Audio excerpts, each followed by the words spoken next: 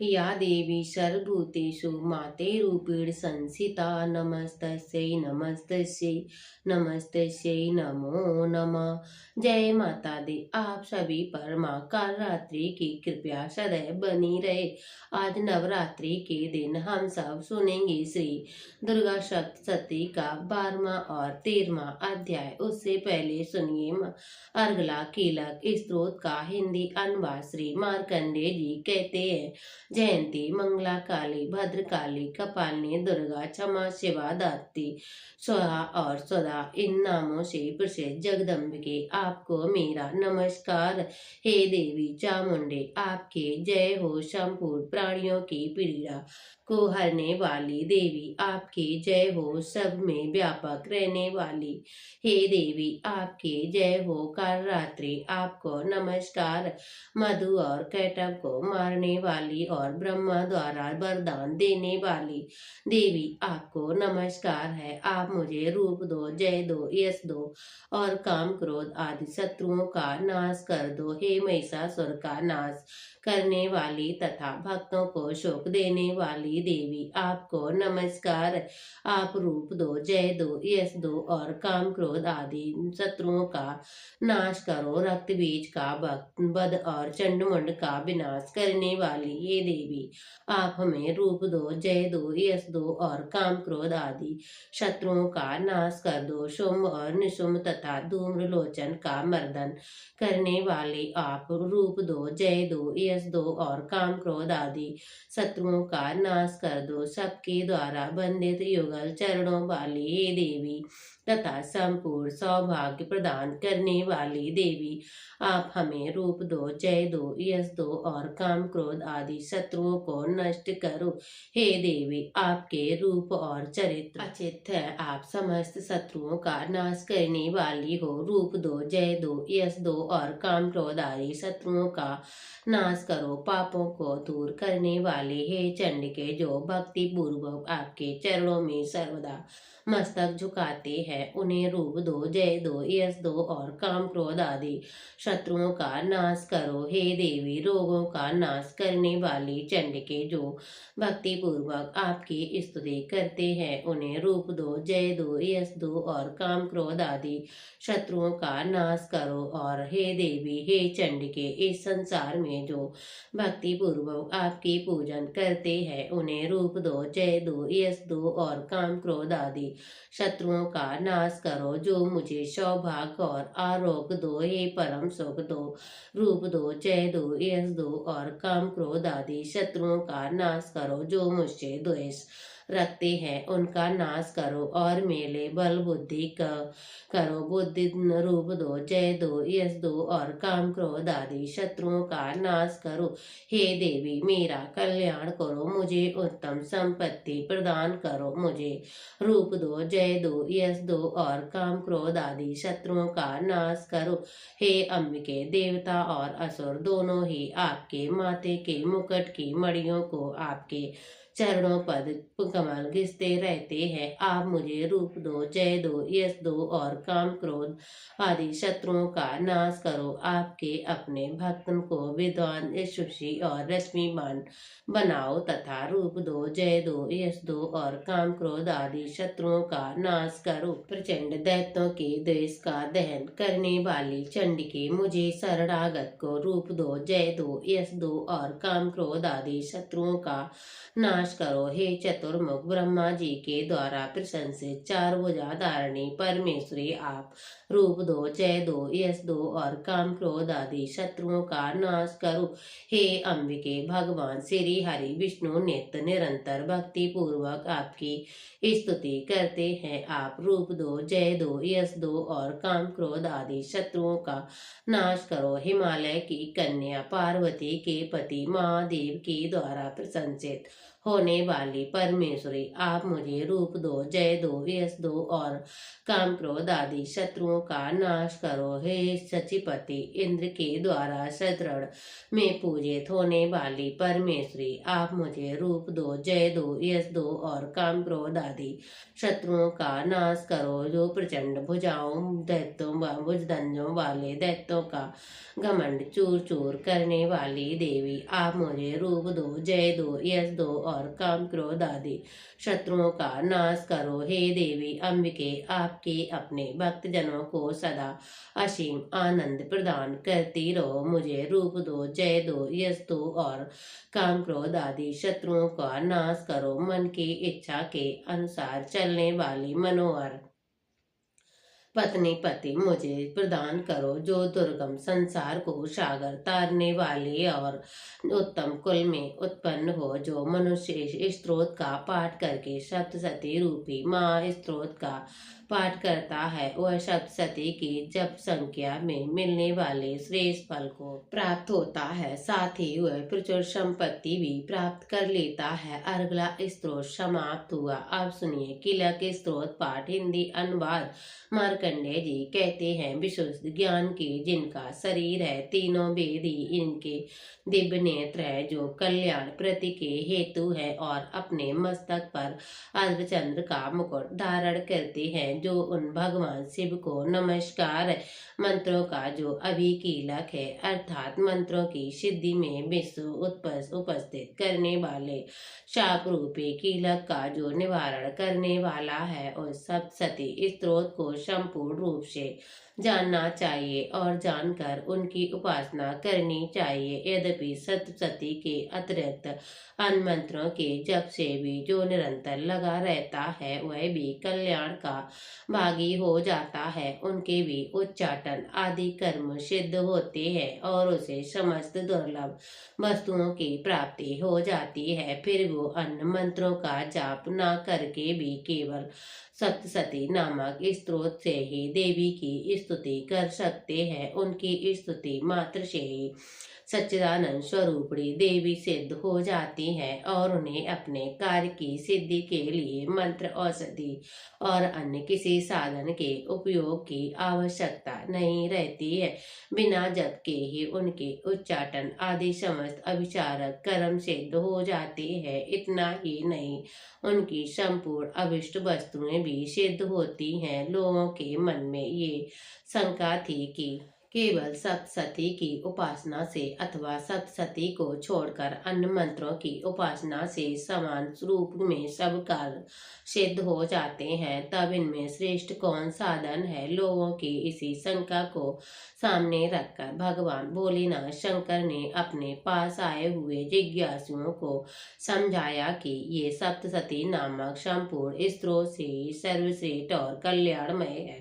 तदंतर भगवती चंडिका के सप्तशती नामक स्त्रोत को महादेव जी ने गुप्त कर दिया है। सप्तशती के पाठ से जो पुण्य प्राप्त होता है, उसकी कभी समाप्ति नहीं होती है, किंतु अन्य मंत्रों के जप जय पुण्य की समाप्ति हो जाती है। अतः भगवान भोलेनाथ शिव ने अन्य मंत्रों की उपेक्षा जो सप्तशती की श्रेष्ठता का निर्माण किया है, वह यथार्थ ही जानना चाहिए। अन्य मंत्रों के जप करने वाला पुरुष भी यदि सप्तशती के स्त्रोत और जप का अनुष्ठान कर लेता है, वह पूर्ण रूप से कल्याण का भागी हो जाता है।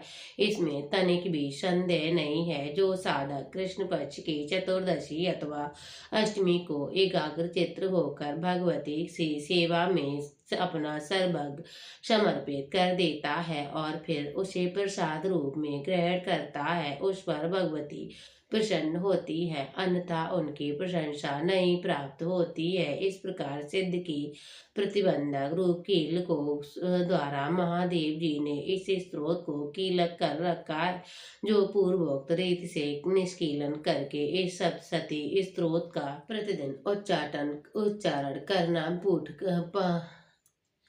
प्रतिदिन स्पष्ट उच्चारण पूर्वक पाठ करना चाहिए, वह मनुष्य हो जाता है, वह देवी का पार्षद होता है और वही गंधर्व भी होता है। सर्वज्ञ विचरते रहने पर इस संसार में उसे कहीं भी भय नहीं होता है, वह अमृत्यु के वश में हो जाता है, अब मृत्यु के बस में नहीं पड़ता है और देह त्यागने के बाद मोक्ष की प्राप्त कर लेता है।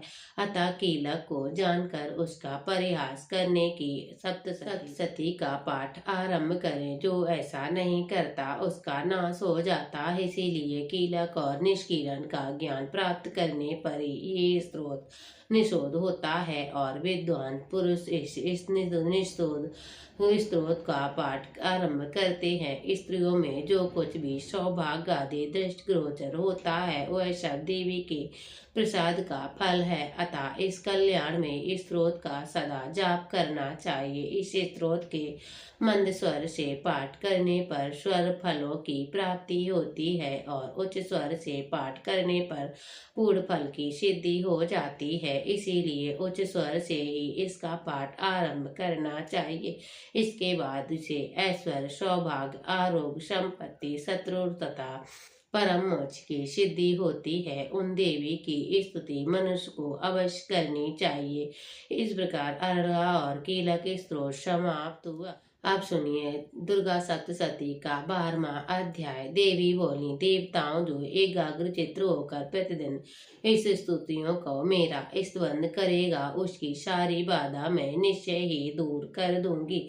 जो मधु कैटव का नाश, महिषासुर का वध और शुंभ और निशुंभ की वध को जो मनुष्य कथा कहेगा, मेरे महात्म्य को अष्टमी, चतुर्दशी व नवमी के दिन एकाग्र चित्र से भक्ति पूर्वक सुनेगा, उसके कभी कोई पाप ना रहेगा। पाप से उत्पन्न हुई भी विपत्ति उनको ना सताएगी, उनके घर में दरिद्रता ना होगी और आज उनको प्रियजनों का बिछुआ ना होगा, उनको किसी प्रकार का भय ना होगा। इसीलिए प्रत्येक मनुष्य को भक्ति पूर्वक मेरे इस कल्याणकारक महात्म्य को सदा पढ़ना अथवा सुनना चाहिए। मेरा ये महात्मा महामारी से उत्पन्न हुए संपूर्ण उपद्रव को एवं 3 प्रकार के उपादकों को शांत कर देता है। जिस घर व मंदिर में ये जिस स्थान पर मेरा ये स्त्रोत विधि पूर्वक पढ़ा जाता है उस स्थान को मैं कभी भी त्याग नहीं करती और सदा वह मेरा ही निवास रहता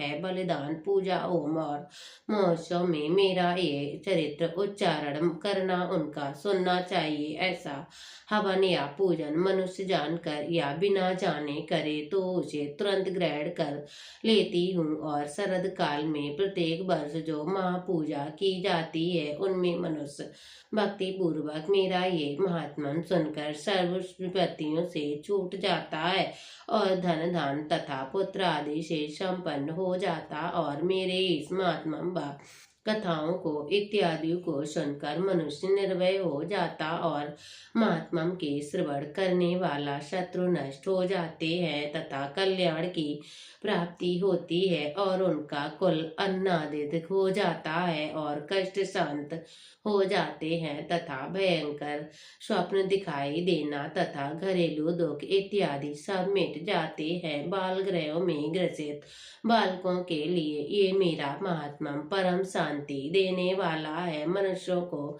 फूट पड़ने पर ये भली भांति मित्रता कराने वाला हो जाता है। मेरा ये महात्मा मनुष्यों को मेरी जैसी सामर्थ्य की प्राप्ति कराने वाला पशु पक्षी अर्थ धूप गंध दीपक इत्यादि सामग्रियों द्वारा पूजन करने से ब्राह्मण को भोजन कराने के हवन करके प्रतिदिन अभिषेक करके नाना प्रकार के भोगों को अर्पण करके और प्रत्येक वर्ष दान इत्यादि करके जो मेरी आराधना की जाती है और उसमें जैसी प्रसन्न हो जाती हूँ वैसी प्रसन्न मैं इस चरित्र के सुनने से हो जाती हूँ। ये मेरा महात्मा श्रवण करने पर पापों को हर लेता है और आरोग्य प्रदान करता है। मेरे प्रादुर्भाव का कीर्तन दुष्ट प्राणियों से रक्षा करने वाला वाला है, युद्ध में दुष्ट दैत्यों का संहार करने वाला है। इसके सुनने से मनुष्य की शत्रुता भय नाश हो जाता है। और देवताओं, जो तुमने मेरी स्तुति की है अथवा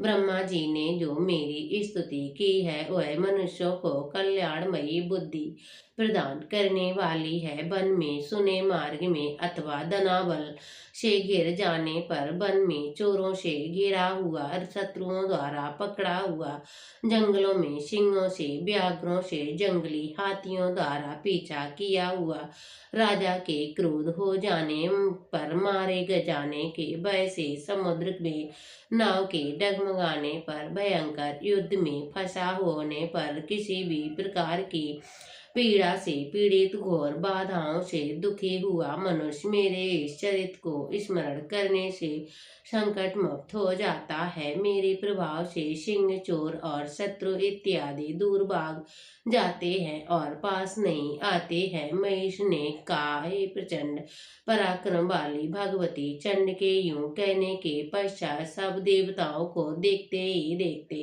अंतर ध्यान हो गई और संपूर्ण देवता अपने शत्रुओं के मारे जाने पर पहले की तरह यज्ञ भाग का उपभोग करने लगे और उनके अपने अधिकार फिर से प्राप्त हो गए। और युद्ध में देवताओं, शत्रुओं व शुंभ निशुंभ के देवी के हाथों मारे जाने पर बाकी बचे हुए राक्षस पाताल को चले गए। हे राजा, इस प्रकार भगवती अंबिका नित्य होती हुई भी बार बार प्रकट होकर इस जगत का पालन करती हैं, इसको मोहित करती हैं, जन्म देती हैं और प्रार्थना करने पर समृद्धि प्रदान करती हैं। हे राजन, भगवती ही महाप्रलय के समय महामाई के रूप धारण करती और वही संपूर्ण ब्रह्मांड में व्यापक है। और वही माँ भगवती समय समय पर महाकाली महामारी का रूप धारण करती है और स्वयं अजन्मा होती हुई भी सृष्टि के रूप में प्रकट होती है। वह सनातनी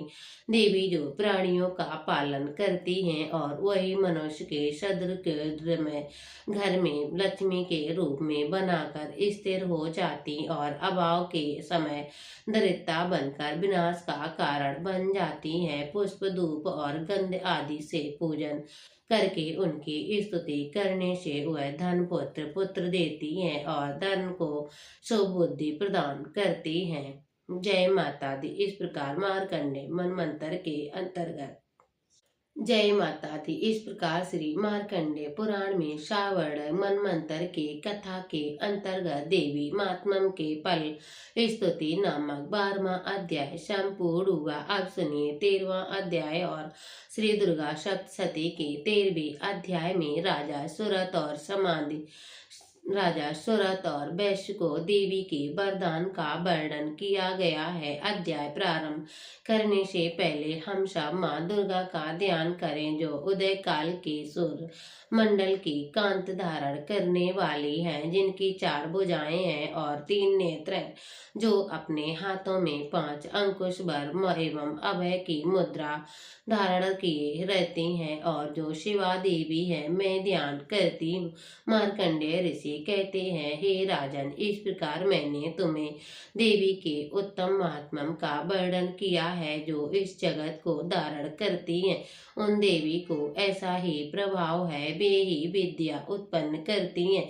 भगवान श्री हरि विष्णु की माया स्वरूपा उन भगवती के द्वारा ही तुम ये वैश्य तथा अन्य विवेकी जन मोहित होते हैं। मोहित होते हुए भी आगे की मोहित होंगे। और महाराज, तुम उन्हीं परमेश्वरी की शरण में जाओ। आराधना करने पर वे मनुष्यों को भोग, स्वर्ग और मोक्ष प्रदान करती हैं। मार्कंडेय ऋषि कहते हैं, मेघा मुनि के ये वचन सुनकर राजा सुरत ने उत्तम व्रत का पालन करने वाले उन महाभाग महिष को प्रणाम किया। वे अनंत ममता और राज्य पर अपहरण से बहुत खिन्न हो चुके थे। महामुनि इसीलिए विरक्त होकर वे राजा और वैश्य तपस्या के लिए वन को चले गए और नदी के तट पर आसन लगाकर भगवती के दर्शन के लिए तपस्या करने लगे।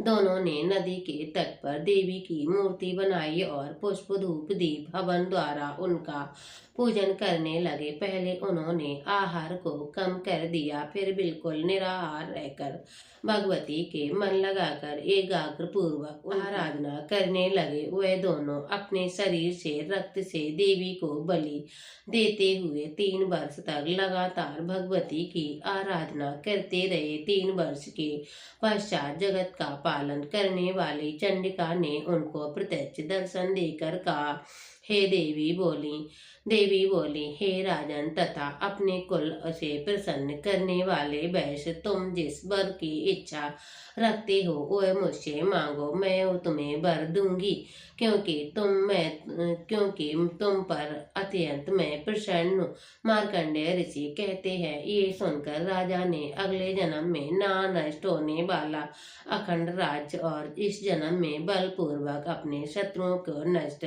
करने के पश्चात अपना पुनः राज्य प्राप्त करने के लिए भगवती से वरदान मांगा।